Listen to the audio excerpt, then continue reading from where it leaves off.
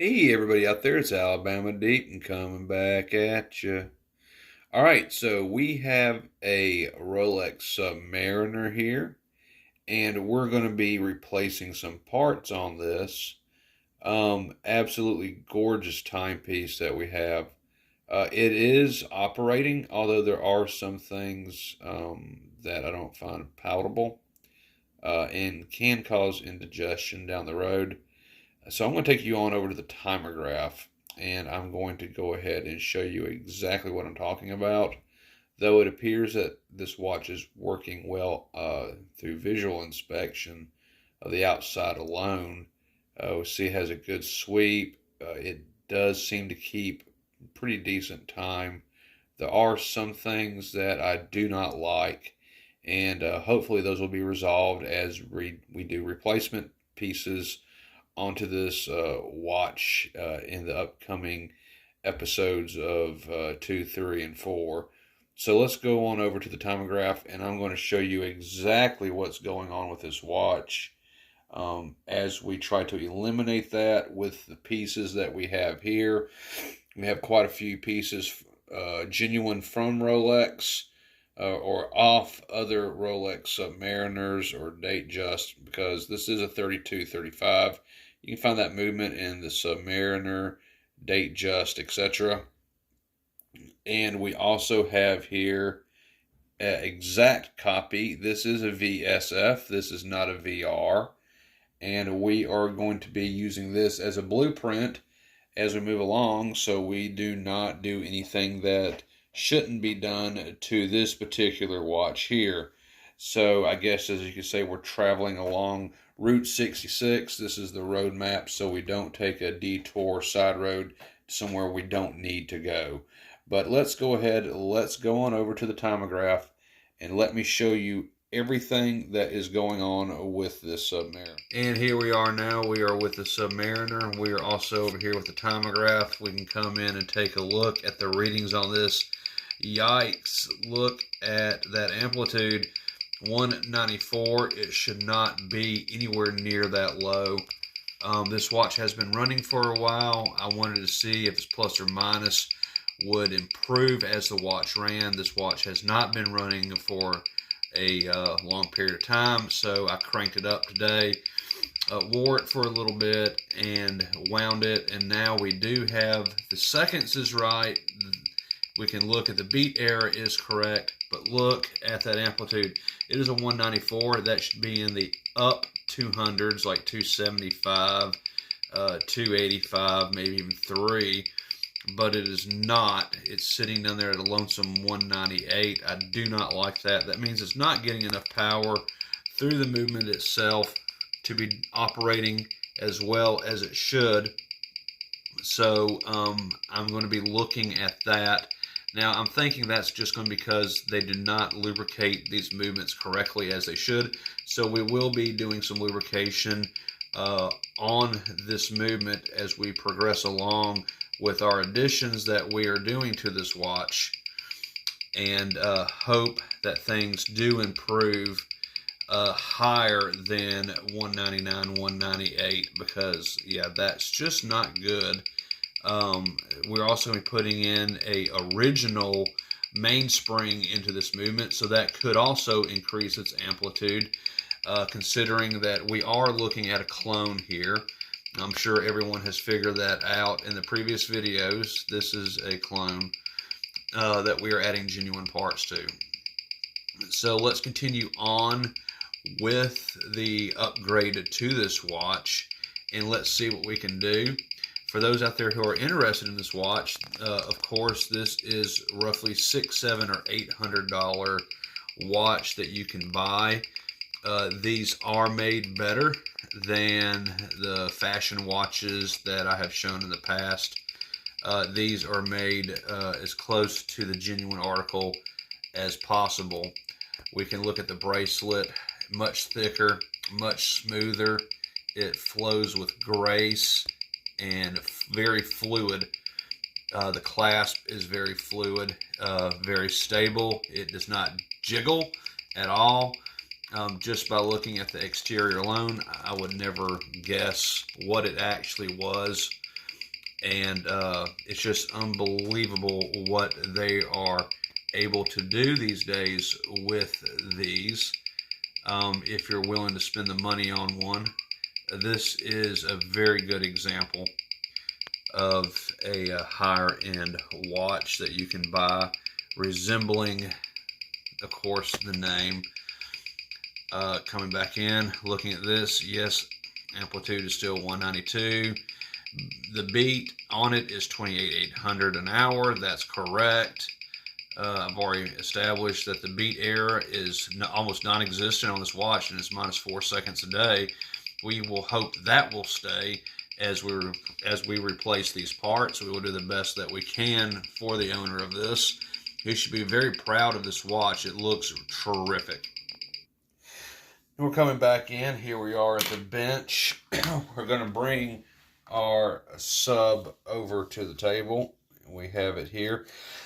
Now, the first thing we want to do on this particular watch is we want to be able to get access to the back of this case.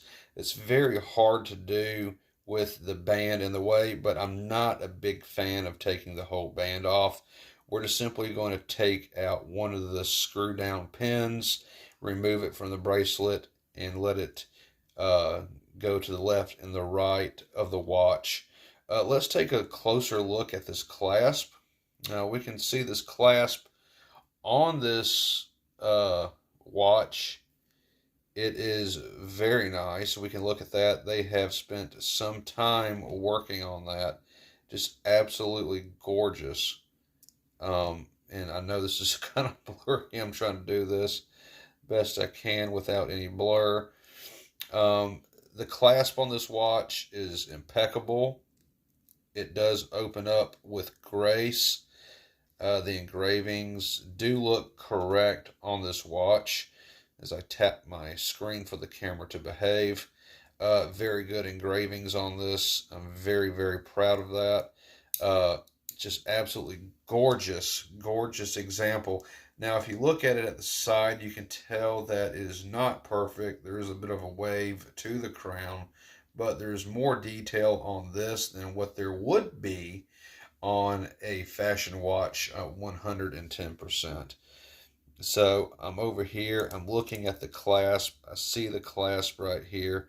So we need to come in and we need to go ahead and we need to remove one of those pins. I am going to do my best on that.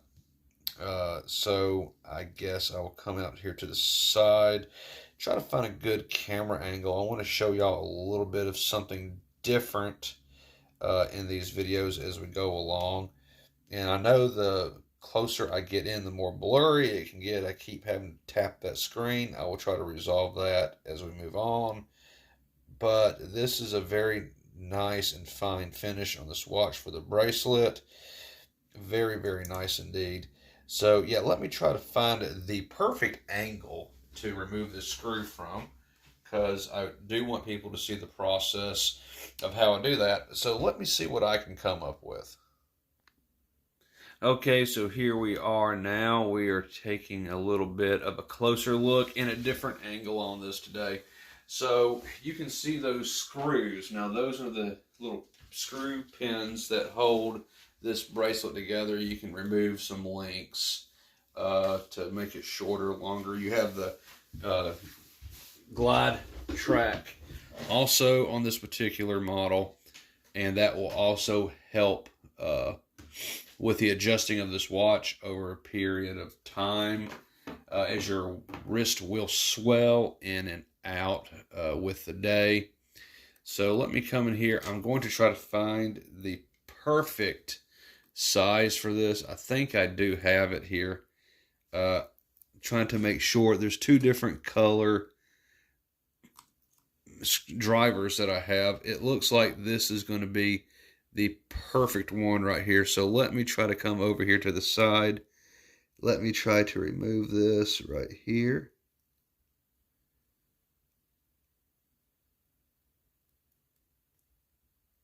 I do want to make sure this is going to fit. Of course, we don't want to use anything that will not. So let me compare. That does fit perfectly, as you can see. So let's go ahead and let's try to unscrew this. There we go. We do have it coming out. We can see now I'm using less amount of pressure on it as I take this pin out. We don't want that blade tip scratching up any of these links. So we have done that. Let's come in, let's pull that pin out. There's that pin right there. And of course, we can let the bracelets go off to the side on this piece. Perfect, there we go. And of course, there is the pin that has come out. We're gonna set that over to the side. And here we are now at the next angle that we have. So we do have that removed. We see the original pieces over here to the side. We are going to go ahead and we're going to start by opening the back of this watch. I want to see everything going on inside. It's going to be absolutely incredible to see what we have here. And I'm going to go ahead and do so now. Now I'm going to go ahead, bring in my little cushion for it to sit on. I always do like my watches to be comfortable, if you can say so. So let's come over here and let's see if this is correct. There we go. That is loosening. It is a Rolex tool copy. And you'll be seeing a lot of interesting tools that I have not used before because they are copies of Rolex tools. And you're about to see one of those now as we're about to remove the case back off of this watch as we go around. Now I'm going to be putting on my cots very soon. We don't want to do anything that's going to bring any type of skin particles into this watch. It's very clean as it is. Let's try to keep it that way. So I'm going to go ahead and come in now, and I am going to be removing the case back on that. Let's see if we can zoom in a little bit more. There we go. And let's come in here. Let's start by removing the case back. It should come straight up, and pushed it off to the side. Perfect execution. So we do have it sitting off to the side. Now this is what we have on the inside. We have a very good copy of the 3235 VSF. It is running, but it's not running all that well. So we need to do something with that. So for the most part of this video now is time for cots and time for pegwood. I'm going to be using a lot of pegwood. I don't want to scratch up the inside of this movement, even though I know the replacement pieces do have scratches on them. They're very minor and microscopic to the human eye, and I don't want to add to that. Now we can look at this if you're not totally familiar with what a clone movement is. You can look at the back of this, and you can look right here, and you can tell with this pigtails that come off to the left and to the right that this is indeed a clone movement. It's not a free sprung balance like a real Rolex is. And if you come off here to the side, even though it's moving fast, there are little screws that are on this watch on the inside that will adjust further out or further in to speed up and slow down this watch to regulate it. That's how Rolex would do it. So that's just one of the main differences that you will know from now on, info from moi, that it is indeed a clone movement. Clone movements, that's the main tale, other than other things with the watch, that it is indeed a clone. Now, I watched one video a little while ago, and the man who owned a pawn shop was on there, and he foolishly said, just look at the balance. The balance tells you everything. That is not 100% accurate. Okay, let me be the first one to go ahead, and I'll go ahead, and I'm not going to really out the guy, but I'm going to say that if you watch the videos on here, you're going to see that you're going to see what I'm talking about. Eventually, you're going to run into his channel, and he even has a short on it. Where he says just stop the balance wheel. He sticks a piece of wood in there or screwdriver or something, stops the movement. You see the screws, and then he goes in to say, well, if you don't see these little screws on here, it's not real. Okay, let's go ahead and end that myth right now. Okay, right now, let's end that myth. Just because you don't have a free sprung balance here does not mean it's not a real Rolex. Older models, they did not have a free sprung balance at all. So that's not entirely true. Not to mention, this is 3235 VSF. This will take a real balance from a Rolex. Yes, indeed. It'll take a real balance. You could replace that balance out with a genuine one, and no one would ever be the wiser whether this is real or fake. And as a matter of fact, I wonder how many fake Rolexes that guy that owns that pawn shop has sold to unsuspecting people just because someone has replaced that balance before. You can do that.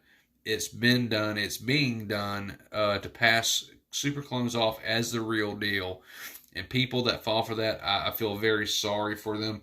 You need to pay more attention than just that balance. Everyone focuses on that balance. That balance is not that important.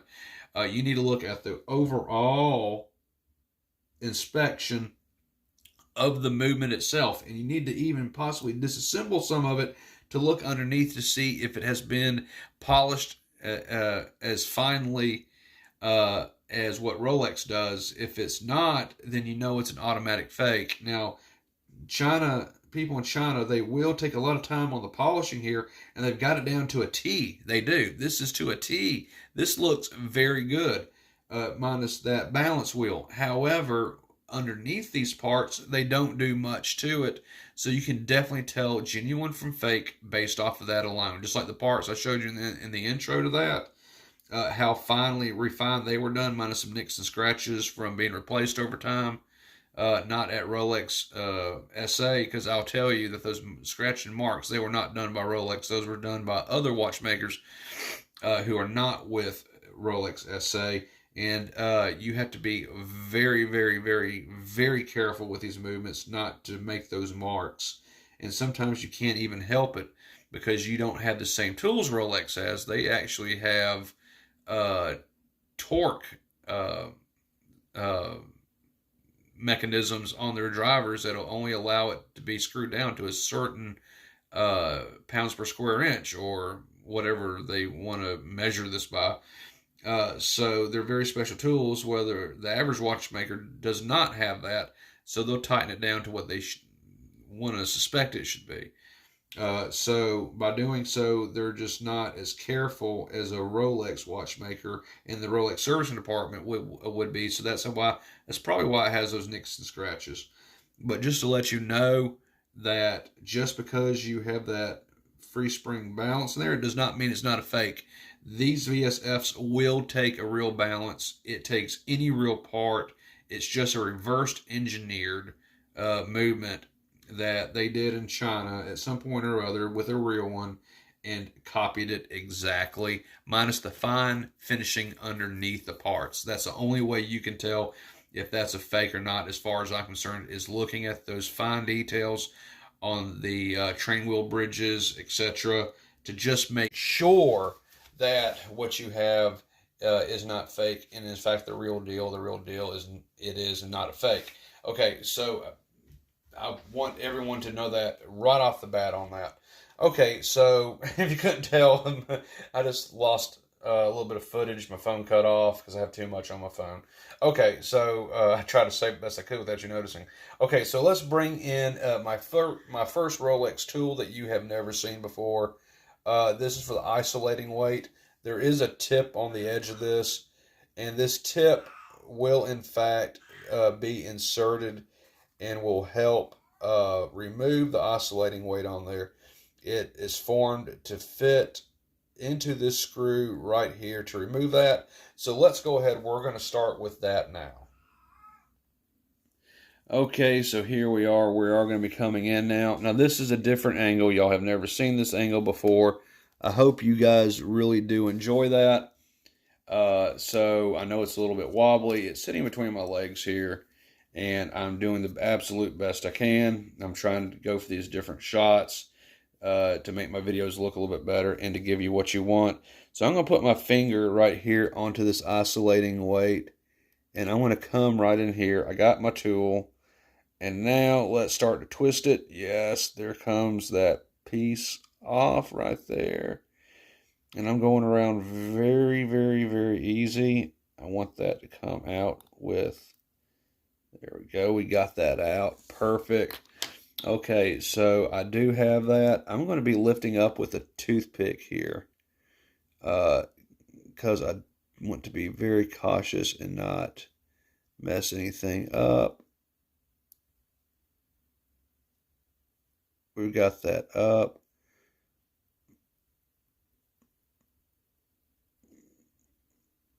There we go. Moving that off to the side. Now, we have two different types of isolating weights here. And I want to see which isolating weight is going to be working the best for this. So I'm going to bring out the first isolating weight. We're going to put that on there. We're even going to compare it to some degree and see what you all think on this. So let's go ahead. Let's back it out just a little bit here. There we go. Yes, it's a little wobbly, but it will be okay. I'm going to go ahead and turn this over. Got that little screw out. So here we have, this is of course the counterfeit. You can tell by looking at it that it looks pretty realistic. But let's set it off to the side. I'm going to put it up here in the pile so we don't confuse it with a real one. That can most certainly happen. And let's bring in the real deal. You can tell by the finishing on this that this is, of course, a lot more refined. It does not resemble a clone at all. You see how smooth that is? Absolutely. So I'm going to go ahead and blow it off with a little bit of air. And I want to place it onto this automatic works. I want to see which one of these is going to be the best for this watch. I want what the customer has paid for, and though I didn't get paid a lot to do this, I want him to enjoy the best parts that he has paid for off of the internet, because he has paid quite a bit. Okay, so we see that does fit on. See how that fits on? That fits on perfect.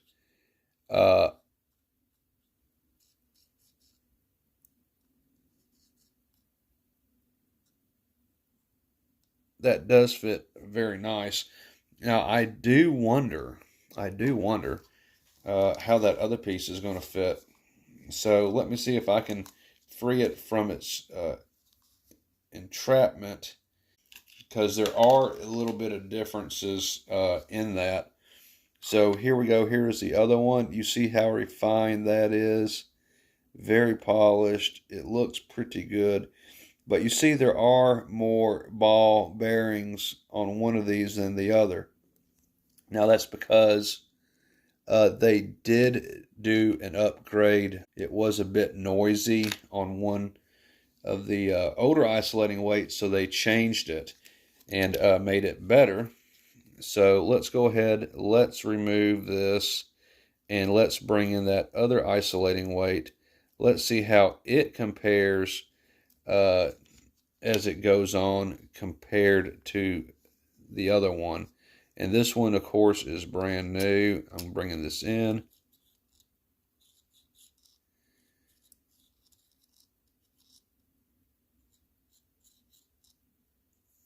And I'm not really sure which one I agree with.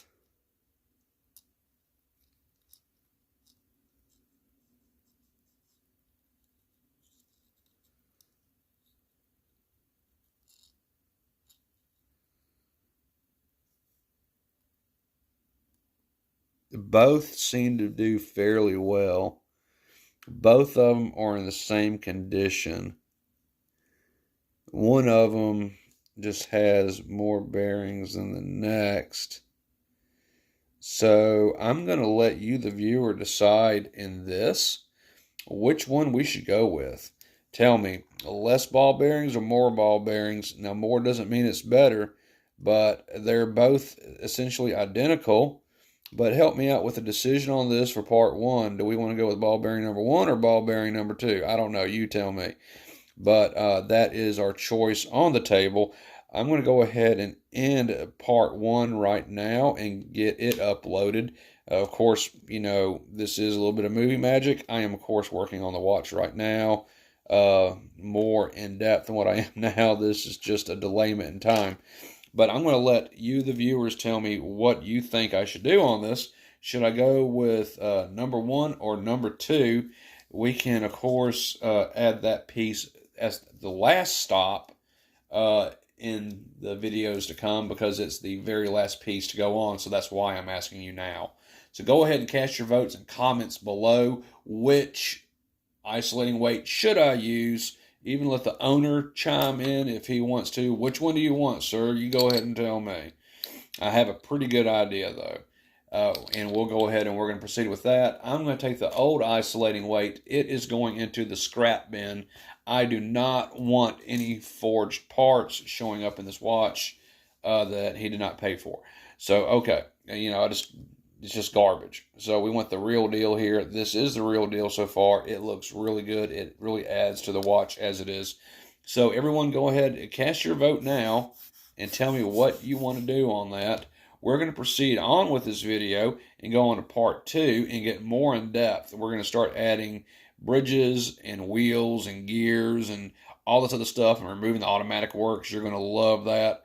So those are in videos coming up ahead. But for right now, in comments, I'll give you a little bit of time. I'll check back in a couple days and tell me what you think on this. Okay, so this is going to end of part one. Part two is coming up next.